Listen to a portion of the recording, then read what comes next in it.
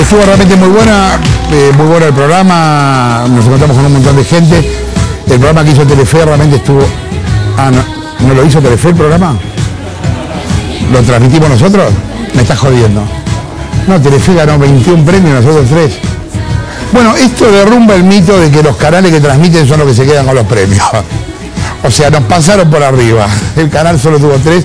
A nosotros nos acompañó en el tercero Gloria Carrá como actriz secundaria, actriz de reparto, que bien merecido lo tiene. Y bueno, nosotros por error ganamos estos 2 y le agradecemos a la gente de Capit. Está bien lo de Capit porque es un premio que vota la gente que labura en la industria, o sea, los tipos que laburan con nosotros y también los que compiten con nosotros. Y tiene ese agregado, tiene eso de bueno. Digamos, es un premio de la familia de la televisión, para decirlo de alguna manera. Bueno, te decía que el tema de esta noche es justicia. En el primero de los tapes te vamos a mostrar cómo hizo el kirchnerismo para avanzar sobre la justicia. Lo mismo que había hecho antes en Santa Cruz. Yo me acuerdo siempre que cuando llegaron a Buenos Aires por primera vez, mucha gente nos decía, ojo que van a repetir el esquema de Santa Cruz, y no les creíamos. Bueno, hacíamos mal en no creerles, porque realmente calcaron el esquema de Santa Cruz. O sea, se garantizaron antes que nada una justicia amiga. De eso trata la primera parte de la investigación de justicia de PPT. Ahí lo tenés. Y necesitamos también jueces y un sistema judicial que no se sienta presionado por nadie, por absolutamente nadie. Lo que hay son influencias políticas, acuerdos, arreglos, favores debidos y también negocios. El sistema en la Argentina, la única persona que realmente haya metido la mano en la lata haya sido María Julia. Es muy injusto para María Julia. Y con esto no estoy queriendo decir que no haya tal vez merecido la sanción que mereció. En los últimos 15 años contamos con los dedos de una mano cuántos casos por corrupción llegaron a juicio oral. La gente no come vidrio y se da cuenta que llegan funcionarios que arriban la fecha de su jura en bondi porque no tienen cómo llegar de otra forma y se terminan yendo en 4x4 con estancias, con casas en el extranjero. Que el paradigma de la justicia independiente y el control que tiene que ejercer la justicia sobre el poder político en Argentina directamente es una caricatura. Los famosos telefonazos que había en los 90 comparado con las presiones que hace actualmente el kirchnerismo sobre el Poder Judicial eran bebé de pecho.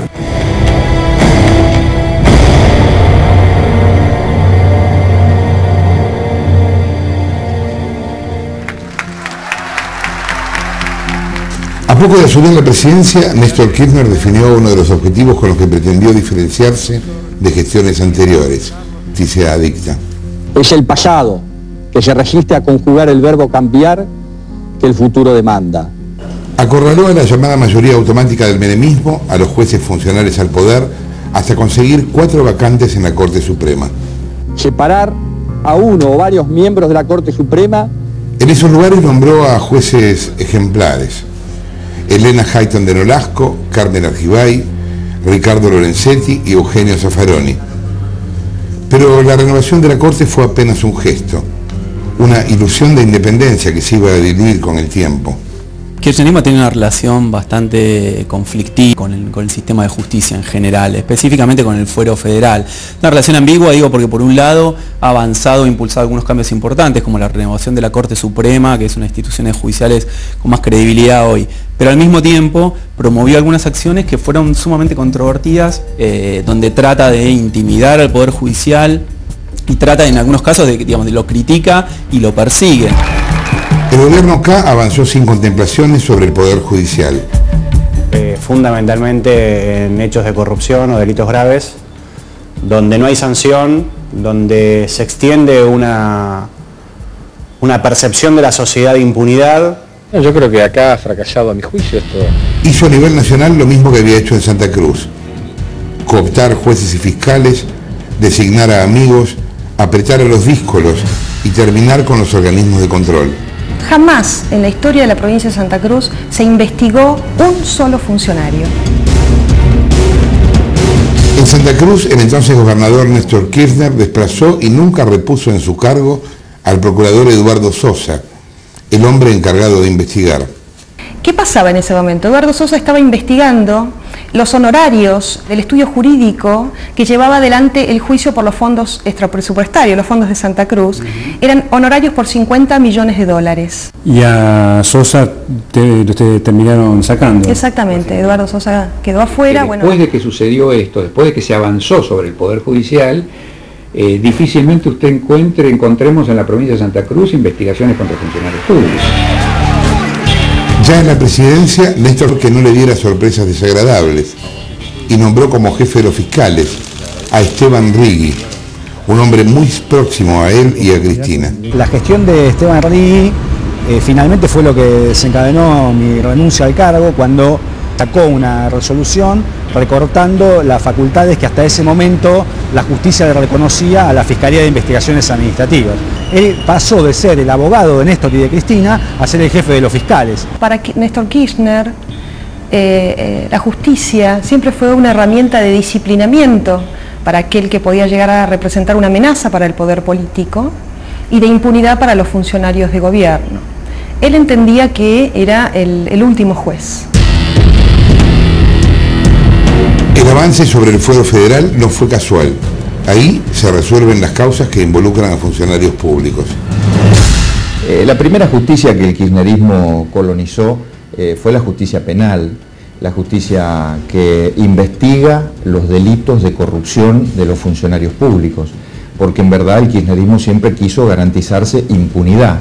Ahora después avanzaron sobre la justicia previsional, que tiene los juicios de los jubilados, sobre la justicia laboral, porque ahí está Recalde y todo su entorno, sobre la justicia contencioso-administrativa federal, que es la que interviene en los juicios contra el Estado, los juicios patrimoniales contra el Estado. Ahora, últimamente, lo que se conoce, por el efecto de la causa Clarín, es la justicia civil y comercial. Pero en definitiva, toda la relación del kirchnerismo con la justicia es una relación de dominación.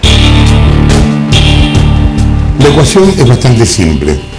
Conseguir que las causas complicadas recaigan en jueces amigos y presionar a los que no lo son para que cambien o para que se vayan, como sea, con presiones sutiles. ¿Qué se necesita de un ocupa? Se necesita una suerte de jueza delivery. O hostigamientos públicos. Yo hablé de jueza delivery, creo el otro día, refiriéndome a la doctora Sarmiento. Si tenemos que tomar el Palacio de Tribunales, tomémoslo, compañeros. En los tribunales federales de Comodoro Pi, el juez Norberto Ollarvide se convirtió en el paradigma de la justicia acá. ¿Podría citar, por ejemplo, a la ministra Garré? No, por este momento. Entonces, el caso más claro fue el sobreseimiento express del matrimonio Kirchner el año 2010. Sobre el patrimonio, el crecimiento del patrimonio de Néstor y Cristina Kirchner, que había aumentado exactamente el 158%. El total en ese periodo, sí. Es el 158%, sin investigar nada, lo sobreselló.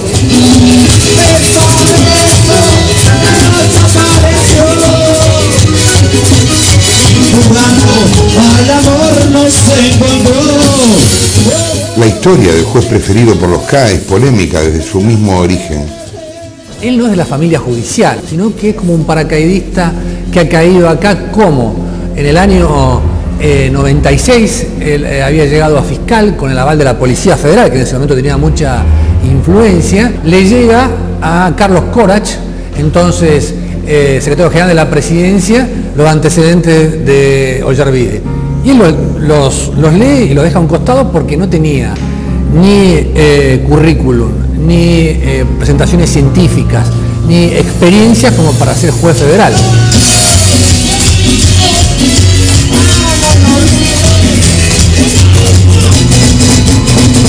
Pero ¿qué pasó contado por Corach mismo? Lo llamó Ensorrey. Es decir, a la influencia de la Policía Federal, la influencia de la CIE para nombrarlo en ese cargo estratégico en el año 95. Él había antes como fiscal, había ayudado a Mira Yoman, el famoso caso de las valijas con dólares, y eso fue lo que permitió que alguien sin antecedentes judiciales, por afuera de la familia judicial, lograra ocupar uno de los cargos más importantes que hay en la justicia argentina. ¿Qué le contestan ustedes si yo les digo que ese video es falso? Una de las razones que lo hizo famoso Ollarvide fue el escándalo de Spartacus. Fue lo que pasó. Fue una cosa increíble en la historia judicial argentina. Él fue suspendido en el año 1998 por haber entrado a un prostíbulo para hombres, Spartacus, y no haber hecho la denuncia correspondiente, porque le corresponde como juez, cuando él observa un delito, hacer de oficio, abrir una causa o hacer una denuncia. La grieta en mi dignidad está hecha. El fiscal José María Campagnoli descubrió que Ollarvide no solo era cliente del sauna gay, sino que formaba parte de una red de protección a prostíbulos que incluía una pata judicial y una policial. A pesar de todas las pruebas, el juez zafó. Pero, ¿qué pasó el 11 de septiembre del año 2001? La mayoría menemista del Senado aprovechó los atentados contra las Torres Gemelas y votó rechazar, como Cámara que tenía que juzgarlo, la destitución de Ollarvide, y esto muestra este círculo vicioso que existe entre políticos y jueces que se ayudan mutuamente. Los otros jueces del fuero penal no quedan afuera de la avanzada política. Solamente enumero 3 hechos que pasaron en los últimos 2 años. La jueza federal Servini de Cubría encontró micrófonos ocultos en su despacho.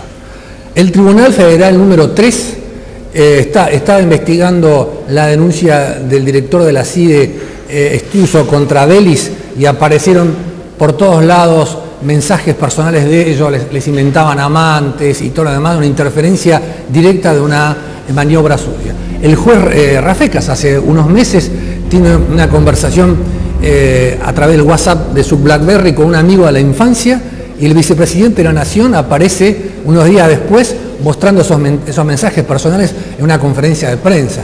Obviamente hoy en Comodoro Pi tienen miedo a esta presión directa de la CIDE sobre el sistema judicial, que no se dio con este nivel. En lo que va la democracia es la primera vez que sucede una cosa de este tipo, ¿no? Necesitamos también una justicia que sea independiente del resto de los poderes políticos y fundamentalmente de los poderes económicos concentrados. Para controlar el Poder Judicial, el kirchnerismo también especuló con los nombramientos de los jueces. Durante los últimos 5 años, de los 12 juzgados federales, 4 permanecieron vacantes. Creo que es estrategia política, es conveniencia, es esperar para nombrar, para cubrir las vacantes en los casos que les convenga y de la forma que les convenga. También es altísima la cantidad de juzgados de otros fueros que no tienen un juez titular.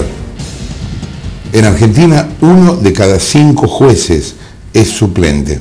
Un juez suplente no tiene todas las garantías de independencia judicial que otorga la Constitución. Saben que están allí por muy poco tiempo y son susceptibles a presiones. Si tuvieras que decir 2 o 3 casos emblemáticos, expedientes emblemáticos en Comodoro Pi que muestran de alguna manera la influencia del poder político en la justicia. El último fue el caso Chicone, en donde de repente, la verdad es que no es algo usual que haya un desplazamiento del juez, del fiscal, del procurador general. No hay precedente, ni siquiera en el menemismo, de que para salvar a un político se hicieran tantas maniobras en la justicia de este nivel y de esta envergadura. Bueno, las consecuencias saltan a la vista. Vudú sigue acá enfrente presidiendo las sesiones del Senado. Muchas gracias y nos vemos pronto. Preguntas, vicepresidente. Preguntas. Preguntas, por favor. Pero hubo muchas otras. El caso Ascasta es un ejemplo de, increíble, en donde la propia empresa lleva a cabo una investigación, llega a la conclusión de que pagaron coimas, remueve a los empresarios o a los responsables o involucrados en la maniobra, y la justicia argentina señalan un fallo inédito que contradice toda la jurisprudencia anterior de la misma Sala 1 de la Cámara Federal, que la grabación es nula. ¿Te parece que la Sala 1 es en general la que toma decisiones que favorecen o que son afines a los deseos del poder político? Mira, la realidad de la Sala 1, las decisiones que toma por lo general, siempre son afines a las expectativas del Poder Ejecutivo. La Sala 1 es una de las 2 salas que tiene la Cámara Federal. Está compuesta por los jueces Eduardo Freiler, Eduardo Fara y Jorge Patti Ballestero. tienen el poder de fallar en segunda instancia y, por lo tanto, de modificar lo que haya dictaminado el juez natural de la causa. Y bueno, en tribunales todo el mundo sabe que esa sala falla sistemáticamente a favor del gobierno. ¿Está garantizada la justicia en Comodoro Pi? A la luz de los resultados, no. A la luz de los resultados, no. Si vos me preguntás cuál es mi parámetro, Ricardo Jaime, un corrupto que tiene no sé cuántas causas, ya ni sé cuántas causas tiene, imposible de pensar que pueda seguir en libertad, sigue en libertad. Entonces que lo expliquen ellos, que lo expliquen los jueces. Ahora, ¿cómo fue que los K montaron este andamiaje que les garantiza protección e impunidad? A principios de 2006, con Néstor como presidente, desde el Senado, Cristina visitó una jugada maestra para controlar la justicia. Todo salvo lo que se hace. La reforma del Consejo de la Magistratura, el organismo que designa y remueve a los jueces. ¿Sabe que tengo la sensación, sinceramente como legislador, haber pateado un hormiguero donde en realidad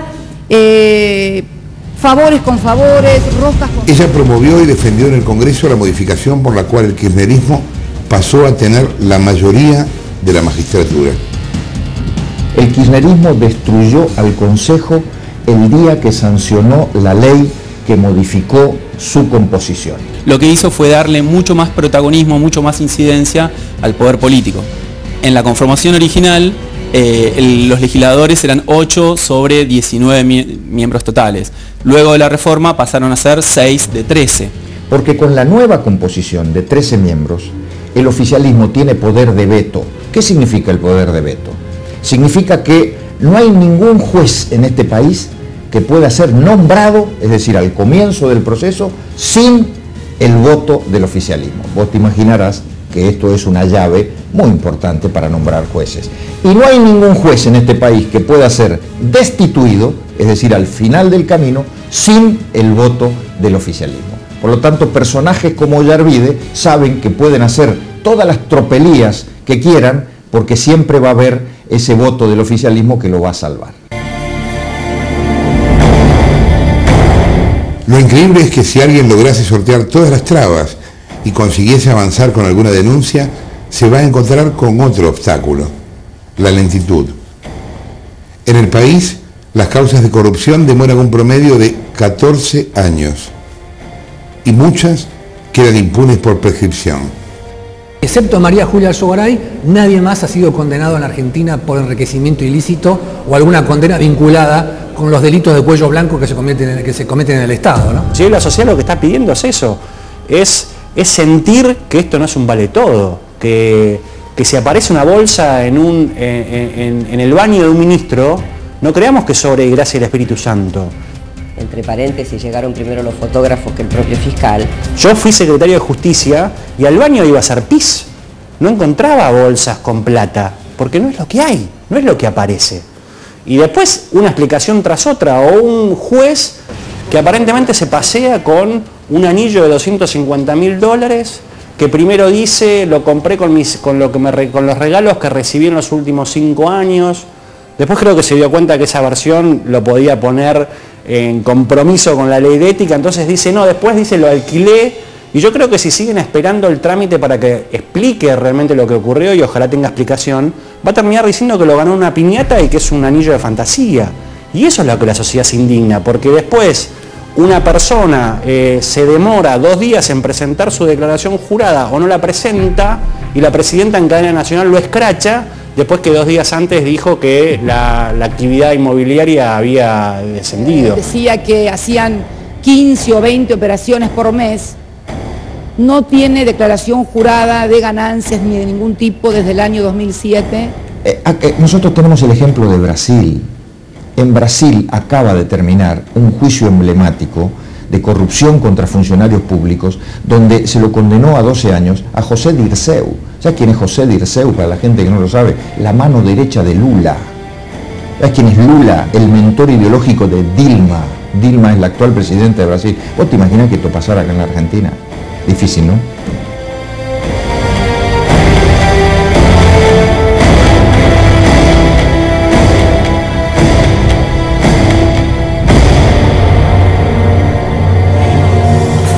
Ahí está la sueca haciendo de justicia. No vi la promo, quedó bien la promo, ¿sí? Bien, acá está Luciana Geuna, que su nombre artístico es Barbara Streisand. Ahí te están viendo. Se pone la vergüenza, venga. No me acostumbro. Bien, hasta hace poco ella hacía tribunales, ya va a dejar de hacerlo a partir de este programa, o sea que quema los últimos cartuchos. Exacto, vamos a contar la historia entre los jueces que estábamos nombrando ahí. Hay jueces que no están, algunos jueces de la vieja época del menemismo que siguen ahí, y que uno de ellos, del que vamos a hablar ahora, es Rodolfo Canicova Corral. Canicova Corral. Exactamente, es bastante conocido, si la gente lo recuerda. Sí, claro, cómo no. Durante el kirchnerismo, una de las causas emblemáticas que de alguna manera muestra que se adaptó a los tiempos es la causa del INDEC, de la medición del índice de precios al consumidor, donde el fiscal Stornelli le había pedido la indagatoria de Guillermo Moreno. Eso nunca sucedió, esa causa se hizo un peritaje, quedó en una nebulosa, lleva muchos años sin tener novedades. Una de las sospechas de siempre en lo que serían los jueces, los viejos jueces, algunos de los viejos jueces de Comodoro Pi, es si hubo enriquecimiento, si se quiere. ¿De Canicova? No, ese hombre quedó ahorrado. Canicova, vamos a contar su declaración jurada. Él solo declara recibir ingresos por su sueldo. Hasta hace un par de años lo único que tenía era una casa que él declaraba el 50%, después se divorcia, nunca declaró ahorros de más de $35.000, o sea, todos sus ahorros en los últimos 5 años no fueron más que eso. Y además decía que todo su sueldo era su salario, sus ingresos de su sueldo como juez. Este año, el 2010, fue 28.000 pesos el sueldo mensual, el año anterior era 17.000 y así. Eso era todo lo que él tenía. Lo que vamos a ver ahora es a dónde vive Rodolfo Canicova Corral y a quién le compró la casa. La casa de Rodolfo Canicova Corral queda en Monasterio al 1643. ¿Qué manera de estirar la guita, no? Porque ganando 30 lucas. Esta es la garita de seguridad, hay cámaras. Esto es lo que se ve, es el frente. Ajá, ¿dónde es esto? Este es en Vicente López, queda muy cerca de la Quinta de Olivos, es una calle donde viven muchísimos empresarios importantes de la Argentina. Uno lo ve, esta casa está valuada en casi $1 millón. ¿Por qué? Porque más allá del frente que vemos que es importante, lo que tiene la casa de Canicova es que hacia adentro ocupa prácticamente toda la manzana. ¿Sale de otro lado? Este es el frente, no sale, entra y lo que se ve es un lote de 1.243 metros cuadrados. Ajá. Esa es la casa que Canicova Corral tiene a su nombre, dice haber comprado a la familia Wertheim. La familia Wertheim, no tenemos si esto tiene algo que ver o no, en algún momento estuvo un expediente por Telecom en el juzgado de Canicova, pero lo concreto es que... O sea, Wertheim, para que la gente no lo sabe, son los dueños de Telecom. Los dueños de Telecom. Digo, por el juzgado de Canicova... Por el juzgado de Canicova hay una causa importante que tiene que ver con Telecom. Él dice que le compró, en su declaración jurada él no dice a quién lo compró, tampoco dice si es su terreno, dice que en el 2009 compró un terreno, no dice una casa en ningún momento, de 1.200... Compró un terreno y de golpe había una casa de un palo verde arriba. Que a la gente le pasa esto. Y dice que esos 50.000 pesos más o menos declara que sale este terreno. Yo te recomiendo que se lo vayas a comprar. ¿Vos me estás diciendo 50 lucas? Sí. Canicova le estamos dando ya 100. Venga a buscarlo acá al canal, entre por Lima, diga que viene de parte nuestra, Mavi lo viene a recibir. Yo le doy 150. No, ya lo vendió, tampoco tan rápida. A pesar de lo que dice en la declaración jurada, nosotros fuimos al registro de propiedad inmueble. La escritura dice que está hipotecada, los Wertheim le dieron un crédito y se la vendieron a $290.000, que aún así... Tampoco le dan las cuentas. Tampoco le dan las cuentas, pero lo concreto es que dice que los Wertheim le dieron un crédito para comprar su propia casa. Sí. Tanto lo querían al tipo. Nunca te pasa que vos vas a comprar una casa y el dueño te presta la plata. Vengo a comprar la casa, ¿cuánto quiere que le dé? Te dice el tipo. No, es al revés. Él le tiene que pagar a Canicova, usted le tiene que pagar a Wertheim. En cómodas cuotas. Canicova y la mujer. Él en su declaración jurada dice que es todo de él ese terreno. Pero sí, en la escritura nosotros vimos, están repartidos, $290.000 están pagando en cuotas. No declara nada más. O sea, en la casa esa ahí uno puede ir cualquier momento, ve motos que le encantan a Canicova, ve 4x4. Nada de eso está en su declaración jurada. ¿No serán motos de vudú que para ahí? No. Alberto Fernández dice ahora, cada vez que le preguntan, que cuando iban a cambiar la justicia, uno de los temas principales era ir, si se quiere, por Canicova Corral. Bueno. No, sí, llegaron tarde. No fueron, cambió de alguna manera la política del gobierno con Comodoro Pi. Esta es la situación, esta es la casa de Canicova Corral. Está bien, es un ejemplo. Es un ejemplo que queríamos mostrar porque muchas veces se habla del supuesto enriquecimiento de algunos jueces. Bueno, no sabemos, digamos, Canicova dará sus explicaciones, lo llamamos, no nos respondió, pero esta es la situación, está consignada su declaración y el registro de propiedad inmueble. Bien. ¿Otro tema? Otro tema. Un ejemplo de esto que estamos hablando, el concurso 140. Ah, contame qué es eso. El concurso 140, lo nombrábamos antes, es el que eligió 1/3 del fuero federal. 1/3, son 12, 4 acaban de ser designados. Ese concurso se hizo 2 veces, vamos a ver una placa. Concurso, estamos hablando de que había, bueno, lo explicábamos antes, jueces subrogantes, ¿no? Que no estaban nombrados todos. Se entiende bien los jueces subrogantes, o sea, a un suplente es mucho más fácil apretarlo. El tipo no sabe si se va a quedar ahí, si fuera juez no lo pueden echar así nomás. En el caso del subrogante lo apretan por eso. Y en los federales, que son 12, hubo 4 que eran subrogantes. Se dice que es el más escandaloso de la historia del Consejo porque se hizo 2 veces. En la primera vez, en el 2005 se abrió por primera vez, se fueron sumando vacantes. Sí. La del 2005 es cuando, ¿te acordás, Arauz de la Madrid? Ah, esa historia es increíble. Arauz de la Madrid sacó 1 en el examen. Exactamente, él 1 en el examen, ¿me entendés? Cuando hablamos de los jueces suplentes, Arauz de la Madrid, un pibito saca 3 y rebota en el colegio, o sea, Arauz de la Madrid, juez, sacó 1 en el examen. Burro. Pero explica, lo más importante, el bruto. Tema no es, pues pero en serio, ¿no es increíble? Puedo ir yo y seguro que me saco un 1. El tema es que Arauz de la Madrid... No, bueno, después, no, pero vos no vas a ser jueza, Dios nos libre. Por eso, y él fue, recordemos que fue durante varios años juez subrogante puesto por el gobierno. O sea, Arauz de la Madrid fue juez, decidió sobre un montón de causas, digamos, fue juez suplente mientras rendía para ser juez titular, y cuando rendía para ser juez titular sacó un 1. Sí. En ese momento Arauz de la Madrid estaba promovido por el oficialismo. Ese concurso en el que rindieron 32 personas y a nadie le fue bien, se terminó anulando, a pesar de que el comité de expertos que había hecho el examen decía que estaba correcto, que el problema era que nadie había estudiado. Se terminó anulando y se hizo de nuevo mientras se iban a... Esto es así, no, sí, está bien, me da vergüenza decirlo, ¿qué querés que le haga? Vamos a la placa número 2, que ahí es donde dice que se hizo 2 veces, en la primera se sacó un 1. En la placa número 3, vamos a algo que es todavía más increíble. ¿Que se copió uno? Uno citó más de 100 citas textuales de fallo de la Corte. Apagá y vámonos a la mierda. ¿Cómo se copió? Nadie lo vio copiarse. Ahora, Carlos Ferrari era un abogado de la Auditoría General de la Nación, trabajaba con Javier Fernández, una persona que tiene mucha influencia en el Poder Judicial. Carlos Ferrari, cuando fue a rendir, copió, no sé si copió, no quiero decirlo, escribió más de 100 citas textuales de la Corte Suprema de Estados Unidos. Mierda. Un genio, o sea, en su examen de memoria se acordó más de 100 citas. Y el otro, que es el que se termina convirtiendo en juez, que ahora vamos a contar, se llama Luis Rodríguez, y antes de ir a rendir... lee, por lo menos.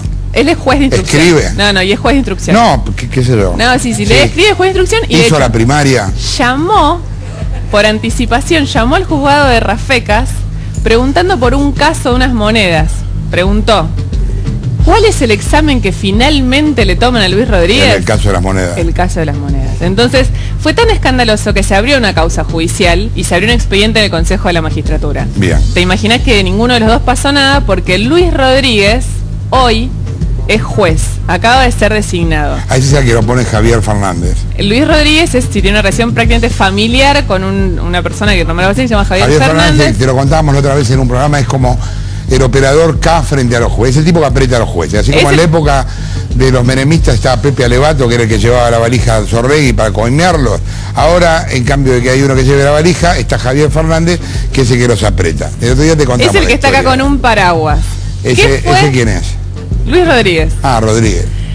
¿Qué fue lo que hizo? ¿Cómo se llaman Rodríguez Fernández? Te confundís con los... Sí. ¿Qué fue lo que hizo Luis Rodríguez apenas asumió? A un menos de un mes de asumir, él tenía una causa en ese juzgado que era una causa no menor, que era una causa que investigaba, después Nico la va a contar mejor, pero las refacciones de los vagones. ¿Qué es lo que esa causa tenía? Como imputado a Ricardo Jaime, recordemos el ex secretario de Transporte, estaba imputado, había sido indagado, ¿qué es lo primero que hace? Lo absuelve. Dice que no, le decreta falta de mérito, es decir, que le parece después que vamos no a contar hay... la causa de los vagones, pero para dar una cita al derecho romano estaba hasta las bolas, Jaime, en esa causa. El fiscal, él dijo, le parece que no hay elementos para procesarlo, no le parece que esté como vos decís, y lo que hizo fiscal Carlos Estonelli apeló, ahora está en manos de la Cámara, veremos si sí o no, pero de alguna manera este concurso lo que representa es, se eligió 1/3 este fuero, que es el que investiga a los funcionarios. Y en ese tercio no significa que todos los jueces designados, porque hay jueces que rindieron con muy buenas notas, pero digo, entra una persona con estos antecedentes y que lo primero que se ve que él hace es cerrar una causa contra este es como un pichón de Ollarvide, con el tiempo se va a transformar en un pichón de Ollarvide. Él sabrá. Bien. Te vamos a contar ahora cuatro historias, hay un montón, pero elegimos cuatro que eran de alguna manera como emblemáticas, que muestran cómo funciona la justicia en la era K. O sea, gente que denunció a funcionarios y qué pasó con esas causas